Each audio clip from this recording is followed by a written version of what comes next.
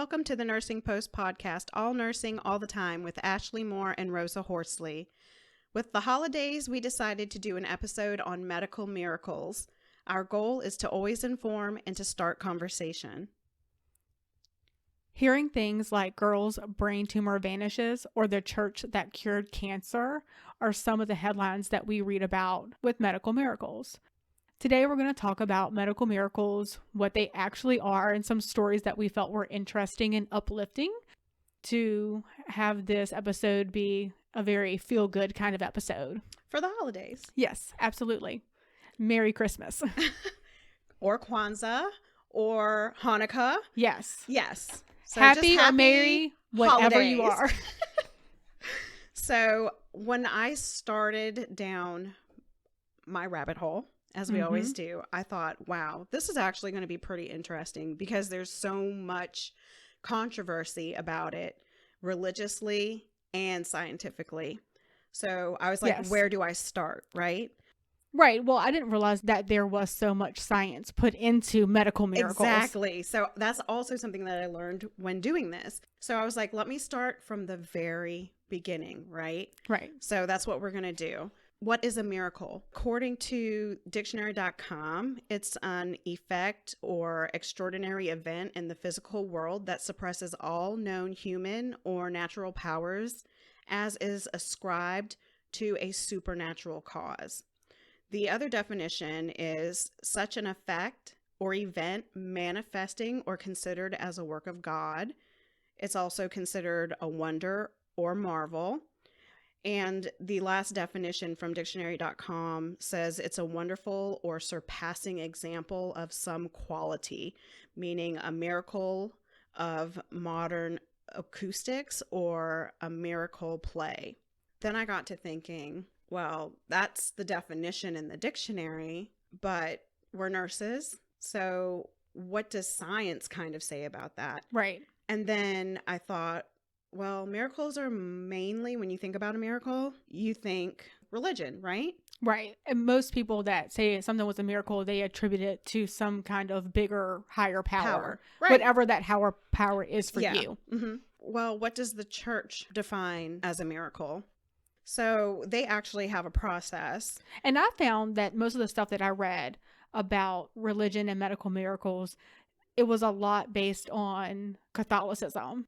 Yes. Apparently, that is for religious purposes where we're going to be getting our definition of what a miracle is, okay?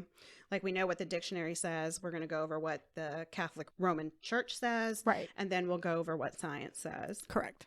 The process of certifying miracles in the Catholic Church goes back for centuries, and it involves investigations by, believe it or not, scientific experts. Mm-hmm. The commissions are composed of theologians and scientific experts. The Vatican placed increasing emphasis on medicine and physical healing in investigating these miracles. Right. Because to them, you have to rule out every other possible option that it could ever be. Right. Before they will decide whether or not they can consider it a miracle, right? I think a lot of people would think that the church wants these medical miracles to be front and center, so they are quick to call something a medical miracle, but they are not. No, they hold this like to such a high regard that they work with science to make sure that they're backing what they're saying. Exactly. And that was really surprising to me. Absolutely. It was really surprising to me. I learned a lot with this. I did too. More doctors become involved in the investigations, and more advanced technologies from, stethoscopes to image scans contributed to the church's demands for greater proof of disease healing. Because, even back to the Bible, people were healed from blindness, people were healed from leprosy. Mm-hmm. So when they diagnosed the condition as hopeless, like a medical failure, you'll never have a cure. Right. And they express surprise at the outcome, like medicine would have no credit in it whatsoever. Right. The Vatican then becomes confident that the doctors have exhausted all the latest medical therapies and they can eliminate natural causes as an explanation. And then that's how they declare a healing as a miracle. Right.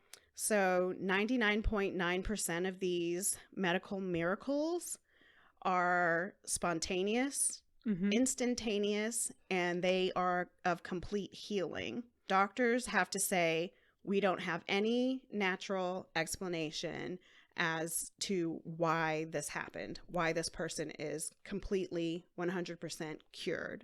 Right.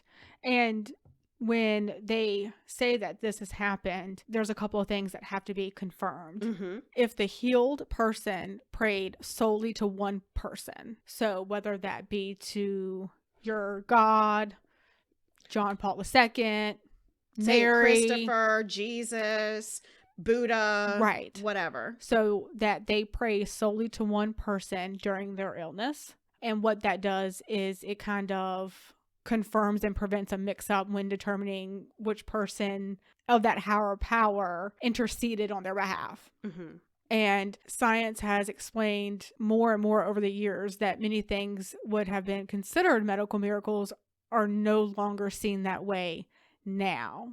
Well, science has advanced, right? It has. So something that maybe was considered a miracle 200 years ago, now with the technology science that we have now, right, they've probably gone back and realized there's explanations for those past miracles, so they are no longer considered a miracle. Right. To have anything to be considered a medical miracle is held in a high regard, and it is a constant process. So I know you love the science about it. This particular episode I wanted to do because, you know, I do believe in a higher power. I do believe in Jesus Christ as my Lord and Savior. But you're like the science nerd. Yeah. Yeah. That's okay. I am too. Like, I'm open-minded. So why don't you tell us what a miracle is scientifically? So we know that medicine is not an exact science. And doctors can only make conclusions of their patient's prognosis based on what they have at that time where they evaluated the patient. And that can change at any time. The doctor can walk away, something can happen, more information come in. We know that as nurses. Patients can get better or worse for many reasons, and doctors' prognosis, I hate to say this, a lot of the times are wrong. Even if it's just partially wrong, there's things that get missed, or, hey, I didn't realize that. Not necessarily by their inability, but by their lack of information that they have. Well, yeah, they're searching for a differential, which is a totally different subject, but it's a process of an elimination. You don't go in there and say you have this. You go in there saying you do not have that, that, and that. Right. And so it's called the practice of medicine for a reason. That's kind of what we say. So miraculous healings, scientists use the term spontaneous remission or a placebo response. And we all know the placebo effect is a physical change that occurs when we believe something has changed, but it really didn't. Correct. Like every research clinical trial, they have a placebo and the medication that they're treating. Right. In a respectable trial. Yes. In a respectable trial, you will have a controlled, and then you'll have your placebos. Right. And science can't explain everything because there are a lot of things that we don't know and characteristics that scientists insist in order to pursue certain methods. So because scientists can't explain everything and we don't understand everything, we don't really know what humans are capable or are not capable of. And that's why we do all these experiments. And I think that there are miracles that may be inconsistent with normal laws of physics, but there are so many things that we don't know. So how do we know that they don't apply to normal laws of physics? So that's kind of a thought process that one of the researchers who is a nuclear scientist and an engineer at MIT, Ian Hutchinson, that's his thought process is we're saying that it defies physics, but we don't know everything. So does it really? Well, it goes back to what I kind of mentioned before. When you're diagnosing somebody, it's not you have this, it's you don't have this, or that. It's the ruling out of. And some scientists would say that science as a whole can't prove the presence of a miracle. So it is a combination effort. But it can investigate a miracle by trying to find out natural explanations for things that people might have thought to have no natural explanation. And science is not in a position to be able to decide whether an extraordinary act of God or whoever your power is happened. So I think it's important to know and realize that we don't know everything. It would take a lot of audacity to think that we do, in my opinion.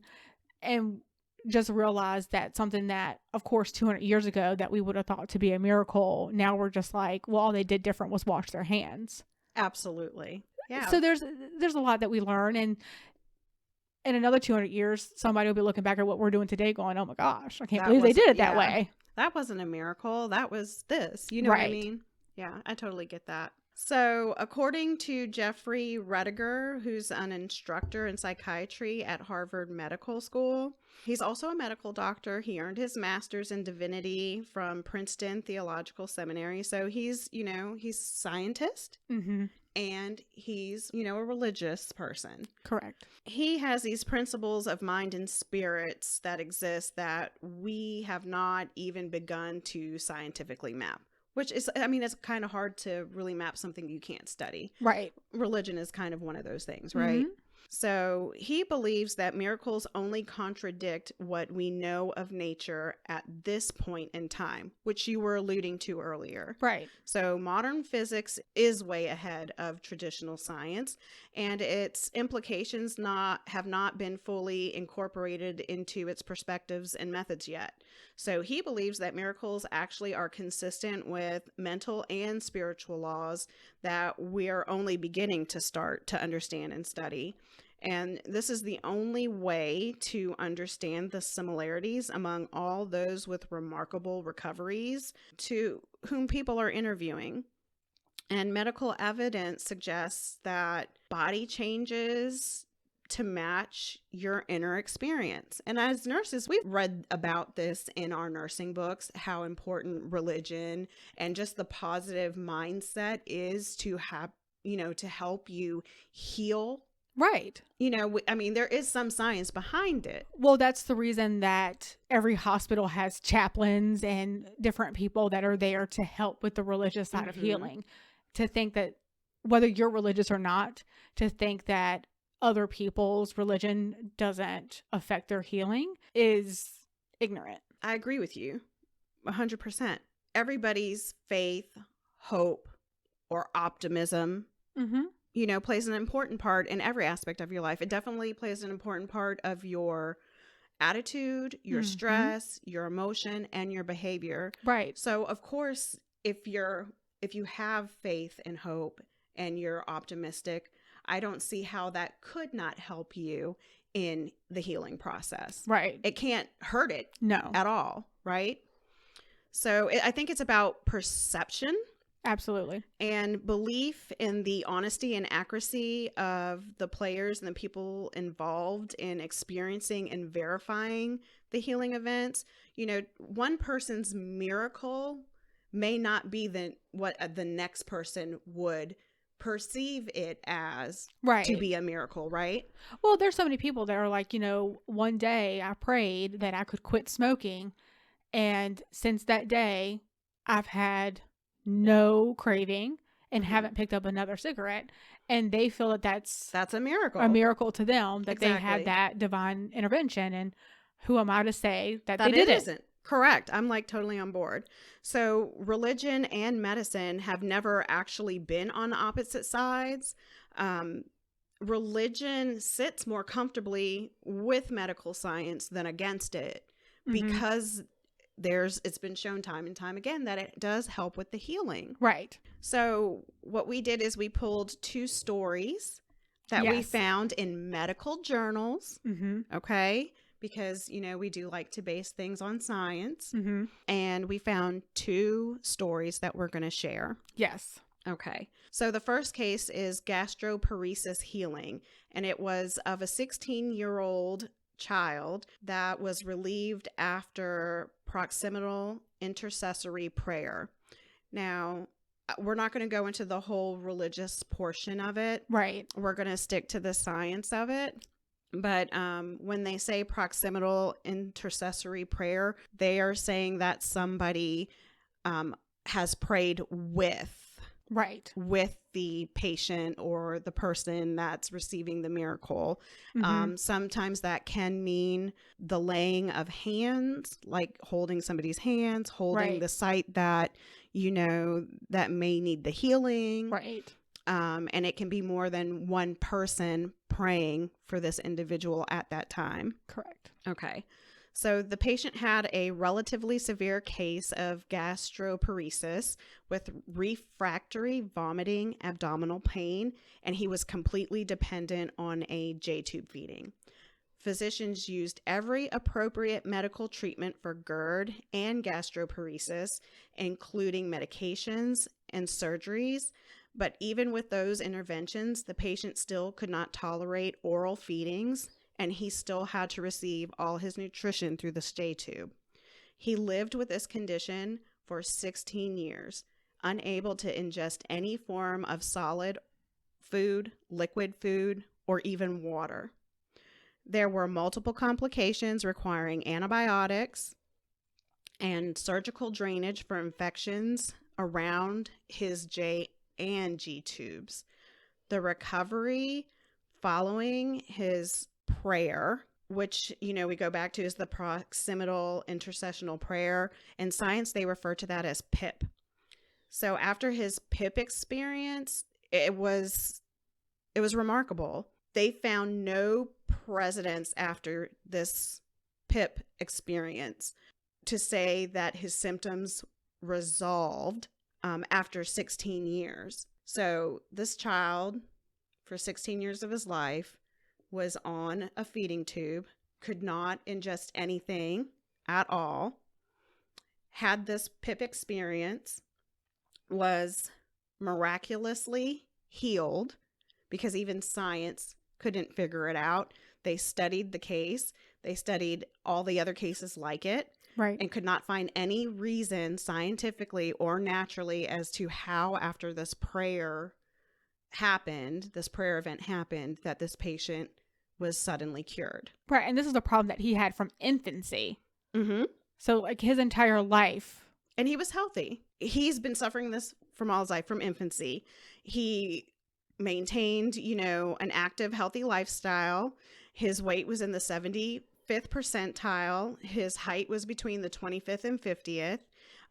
He was completely dependent on this feeding tube. Right. And he had no other comorbidities. So there was the only family history that this particular patient had was his father had GERD and his mother had asthma. So on November 6th of 2011, the patient and his family actually went to a service at a Pentecostal church, and that church believed that healing miracles occurred in biblical times, and they also occur in the present. So that prayer was led by that church group and circle. Mm-hmm. So the whole family gathered. The evangelist, he led the PIP experience. He laid hands on the boy's shoulder. Mm-hmm. The patient doesn't even recall how long the PIP intervention took, but he mentions that he was prayed for only once. This was the only time. And that the intercessor prayed that in the name of Jesus, the boy's stomach be healed. And he commanded the healing in the authority and the power of Jesus, which is that one person that we Right. talked about, Mm-hmm. earlier. So the patient's pediatric gastroenterologist, who is also his PCP for 16 years, described this particular case as difficult to explain. He said he verified the symptoms had resolved and recommended removing the tube, contingent upon 3 months of tolerating oral feedings. So to date, which is now 6 years later, the patient has had no need to see the pediatric gastroenterologist or a surgeon or take any medications, as he has been completely healed and has no health problems to date. Right. So if you look at the definition according to the Catholic Church, Mm-hmm. and then the definition of science, this particular patient, He meets all of those. he meets all those requirements, Mhm. and he had a miracle. I think it's awesome. I couldn't imagine being somebody who was involved in that and who saw that. Could you imagine that kind of experience? Even if you're not a believer of a higher power, How else would you explain it?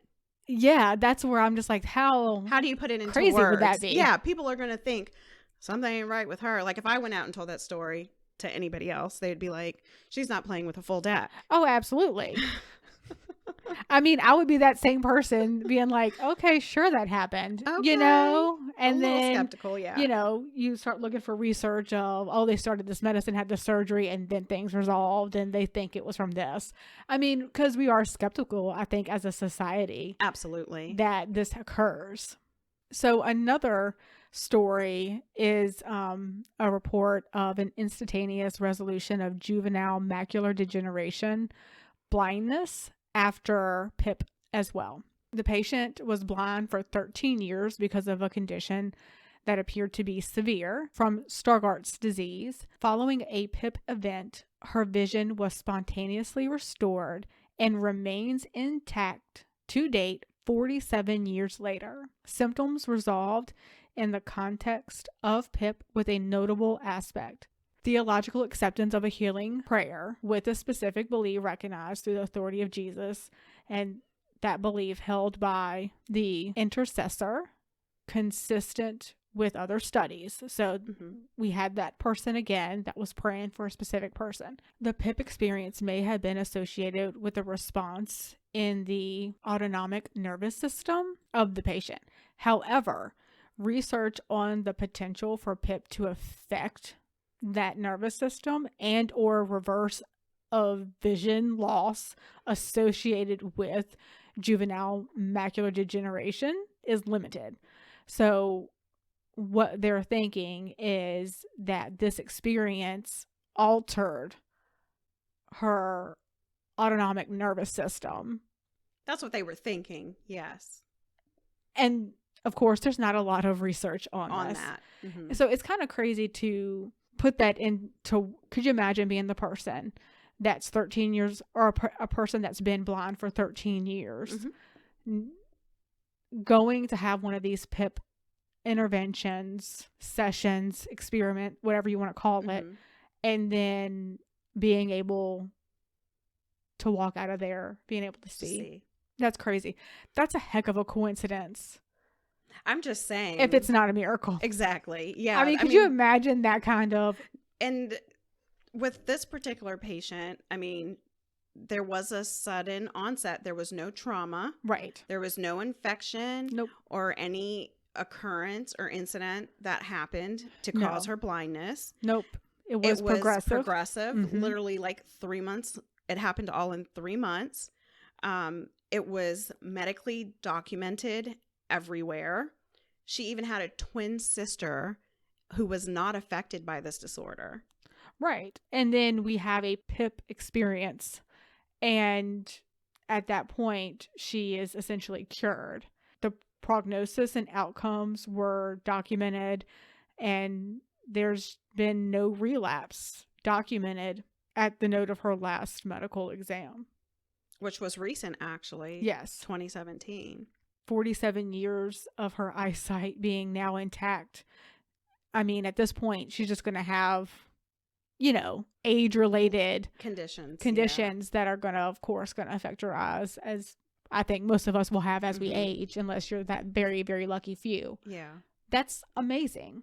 To me, that is something that I would consider a miracle. And science does too, because like I said, these 2 studies are published in science journals. They're thoroughly investigated. I think I was more surprised by doing this podcast, realizing how much science is invested in religion. Oh, that absolutely. was totally new to me when we were doing this. And I thought that was, I don't know, I just feel like, what else could this open? Like, maybe if we spent more time instead of, the scientific method is extremely important. Yes. Yes. However, what about spending time on those anomalies? I think this probably goes back to the Catholic Church and the way that they think. If you study these anomalies, these are things that are happening we can't explain, but it's a good outcome. Mhm. I think we can all agree upon that. If we study those things, even if it's not a medical miracle, what could we learn? Absolutely. It doesn't even have to be categorized as a miracle if you Right. study an anomaly. And so I think that that's why the Catholic Church does spend so much time, is because there can be so much learned from it. as well, even if it's not a medical miracle.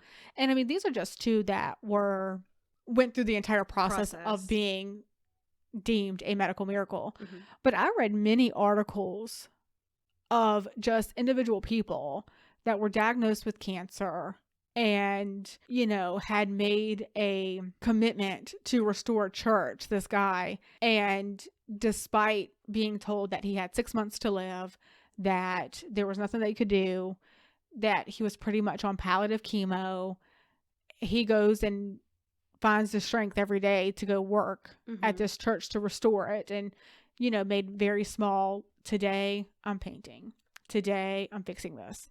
And 6 months comes and goes, and he eventually starts feeling better. And then he goes back and he's seeing his oncologist, and tumors are shrinking, and they're not doing anything different than they were doing months ago when things were going downhill. Mm-hmm.